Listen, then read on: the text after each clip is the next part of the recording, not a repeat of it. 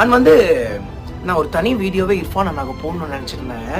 Actually என்னன்னாங்க, Irfan அண்ணா வந்து பார்த்தா ஒரு மீமை வச்சு கலாய்ச்சிருந்தாரு. என்ன மீம்னா, நீ மட்டும் எப்படா எல்லாத்துலேயுமே எஸ்கேப் ஆறேன்னு சொல்லி. அது எனக்கு ஆக்சுவலி பிடிக்கல. அந்த விஷயம் ஆக்சுவலி மற்றவங்க ஒரு மீம் போட்டு கலாய்க்கிறதெல்லாம் வந்து பார்த்தா நானே ரசிச்சுட்டு போயிடுவேன். அந்த மீமை நானே வந்து பார்த்துட்டிங்கன்னா சோஷியல் மீடியாவில் பார்த்து ரசிச்சுட்டு சிரிச்சுட்டு நான் பாட்டுக்கு ஜாலியாக போயிருந்திருப்பேன். பட் அது அவரே வந்து பார்த்துட்டிங்கன்னா சிரிச்சு போட்டது வந்து பார்த்தீங்கன்னா எனக்கு ரொம்ப ஹர்ட் ஆச்சு. அதை பற்றி நான் நிறைய பேசலாம், பட் ரொம்ப ஓப்பனாக பேசுகிற மாதிரி இருக்கும்.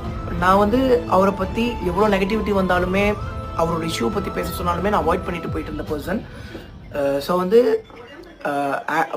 காரில் போயிட்டு இருக்கும்போது வந்து பார்த்துட்டிங்கன்னா ஜஸ்ட் ஃபோனை வந்து ஸ்பீக்கரில் தான் நான் பேசினேன். அதுக்கு என் கார் சிசி என்னை அரெஸ்ட் வரைக்கும் கொண்டு போனாங்க.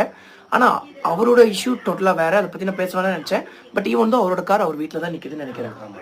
சரிங்களா? ஆனால் என் கார் இப்போ வரைக்கும் கிடைக்கல. மாதம் 30,000 ரூபாய் நான் இஎம்ஐ கட்டிகிட்டு இருக்கேன். எங்கள் விஷயம் அப்படி கிடையாது.